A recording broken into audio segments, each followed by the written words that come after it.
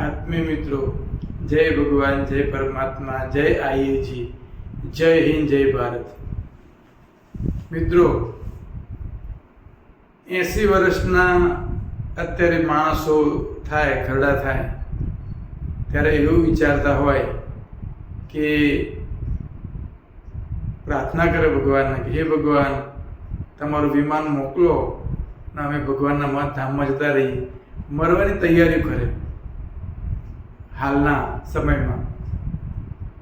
પણ આજે હું જેની વાત કરવાનો છું એ જે મહાત્મા છે, મહાનુભાવ છે, જેમણે 80 વર્ષની ઉંમરે તો અંગ્રેજોની સામે પ્રથમ સ્વાતંત્ર્ય સંગ્રામનું હરાવવાનું બીડું ઝડપ્યું હતું. એવા એક મહાનાયક અહીંયા ઉપર જેમનો ફોટો છે, વીર કુંવરજી, એમને બાબુ કુંવરજી તરીકે પણ ઓળખાય છે. આજે 26 એપ્રિલ અને વર્ષ હતું 1858, એમની પુણ્યતિથિ. મિત્રો, વીર કુંવરજી છે એ બિહારની અંદર ભોજપુર જિલ્લાની અંદર જગદીશપુર ની અંદર પરમાર રાજપૂત વંશમાં જાગીરદાર હતા. નાનપણથી જ એ ઘોડેસવારીના શોખીન, શિકારના શોખીન અને યુદ્ધમાં પ્રવીણ હતા. યુદ્ધ કળામાં ખૂબ જ પ્રવીણ. આપણે જાણીએ છીએ તેમ કે અંગ્રેજોએ એને કેન પ્રકારે કોઈ પણ રીતે પોતાની સલ્તનત વધારવા માટે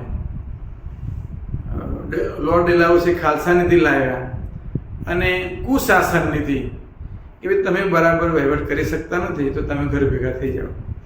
એ જ કુશાસન નીતિના શિકાર બન્યા વીર કુંવરસિંહ. એટલે કે અંગ્રેજોએ તેમની જાગીર જપ્ત કરી નાખી અને એમને જગદીશપુરમાંથી કાઢી મૂક્યા. મિત્રો, વીર કુંવરજી એ જંગલમાં પહેલાં જતા રહ્યા અને ત્યાં જઈને સૈન્ય ભેગું કર્યું. એ વિચાર કરો, 80 વર્ષની ઉંમરના વ્યક્તિ અને આ દેશમાંથી અંગ્રેજોના શાસનનો અંત લાવવા અને સાથે સાથે પોતાની જે જાગીર હતી, પોતાનું જે રાજ્ય હતું એ પાછું મેળવવાનું જનૂન. એટલે અદ્ભુત કામ કહેવાય કે આટલી મોટી ઉંમરે વયોવૃદ્ધ મહાનાયક, સેનાનાયક, સેનાપતિ કહેવાય. અને એ પોતે આપણે છત્રપતિ શિવાજી મહારાજ, મહારાણા પ્રતાપ, બરાબર, અને તાત્યા ટોપી, જે ગેરીલા પદ્ધતિ, છાપામાર પદ્ધતિ કહેવાય, એમાં નિપુણ હતા.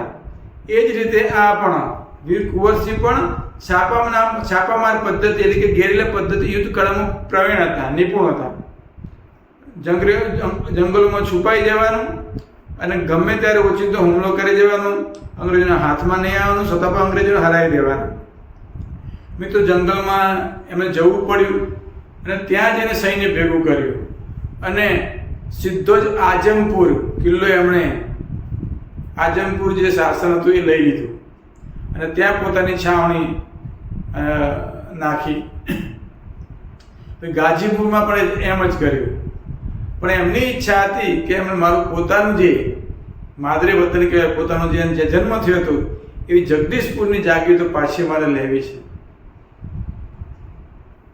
એમની જે કાબેલિયત, એમની તાકાત, એમની યુદ્ધ કળાની પ્રવીણતા અને જે યુવાનોની, જે સૈનિકો યુવાનો હતા એની અંદર જે જુસ્સો ભર્યો, સૈનિકો એવા તૈયાર થઈ ગયા કે તમે અમારા નેતા, અમે તમારી સાથે છીએ. આટલી બધી તૈયારી બતાવી અને પછી તો એક જબરજસ્ત આરાનું યુદ્ધ થાય છે. આરા શહેર ઉપર વીર કુંવરસિંહે આખા આરા શહેરને ઘેરી લીધું. એમાં 400 સૈનિકો હતા અંગ્રેજો સાથે અને 8 દિવસ સુધી આરા શહેરને આખું ઘેરી લીધું અને એક પણ અંગ્રેજ સૈનિકને કે અંગ્રેજને બહાર ના નીકળવા દીધા. મિત્રો, એમાં 400માંથી 350ને તમને ત્યાં ખતમ કરી નાખ્યા. માત્ર 50 જે સૈનિકો હતા માંડ ત્યાંથી નીકળી શક્યા. એ આરાનું ઐતિહાસિક યુદ્ધ, એમાં જે કર્નલ જે ડર્બન છે એની હાર થઈ અને હાર સ્વીકારવી પડી. તો એની અંદર એમાં પણ એ ઐતિહાસિક જીત કહેવાય. એ જીત પણ એમણે મેળવી લીધી. એ પછી જે બલિયાનો સંઘર્ષ કહેવાય. અને પરંતુ આ બલિયાના યુદ્ધમાં બલિયાનો જે સંઘર્ષ થયો ગંગા નદીના કિનારે અંગ્રેજો અને વીર કુંવરજીના સૈન્ય સાથે બરાબરની હાથાપાઈ અને સામાસામી યુદ્ધ થવા માંડ્યા છે.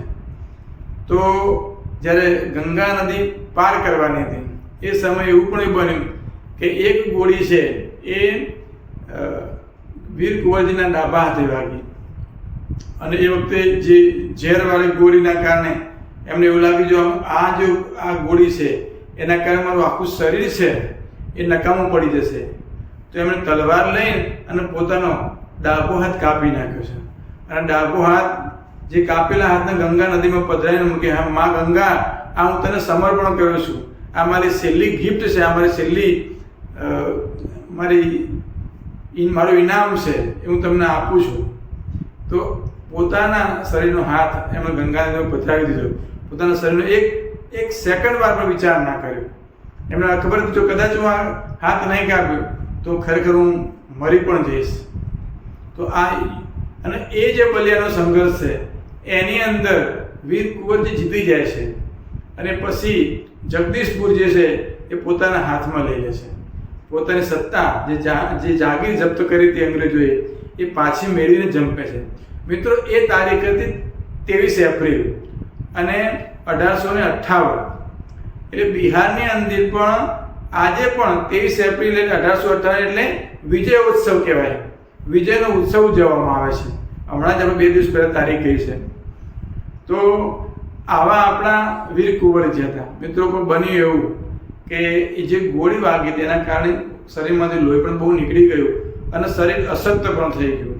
એના કારણે 3 દિવસ પછી એટલે કે 23 તારીખે વિજય મેળવ્યો હતો અને જાગીર પાછી લઈ લીધી.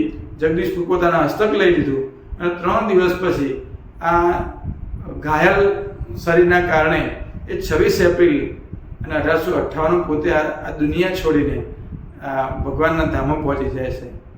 એ પછી એમના ભાઈ હતા અમરસિંહ, એમણે છે આખી કમાન સંભાળી લીધી હતી અને એમણે પણ અંગ્રેજો સાથે જબરજસ્ત ફાઇટ આપી હતી.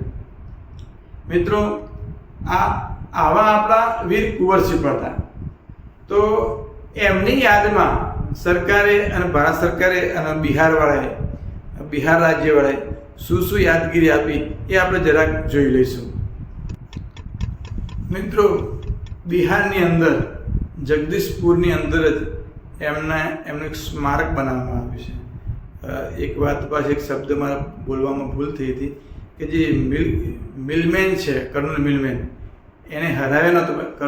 કર્નલ મિલમેનને આઝમગઢનું જે યુદ્ધ હતું એની અંદર કુંવરસિંહે કર્નલ મિલમેનને હરાવ્યા હતા.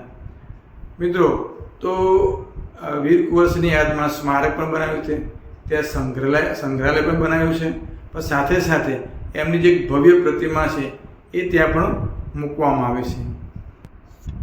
બિહારની અંદર પટણાની અંદર વીર કુંવરસિંહ નામનો પાર્ક એટલે કે બગીચો બનાવવામાં આવ્યો છે અને એમની ઘોડેસવારીવાળી પ્રતિમા મૂકવામાં આવી છે. સાથે સાથે જગદીશપુરની અંદર વિજય સ્તંભ તે પણ મૂકવામાં આવ્યો છે. મિત્રો જે આરા શહેરને એમણે ઘેરી લીધું હતું એ જ આરા શહેરની અંદર વીર કુંવરજી યુનિવર્સિટીની સ્થાપના કરવામાં આવી છે. ગંગા નદી ઉપર જે પુલ છે એ પુલનું નામ પણ વીર કુંવરસિંહ પુલ રાખવામાં આવ્યું છે. ભારત સરકારે પણ 1966ની અંદર એમના નામની જે ટિકિટ છે એ એમની યાદમાં પણ એ ટિકિટ પણ બહાર પાડવામાં આવી હતી.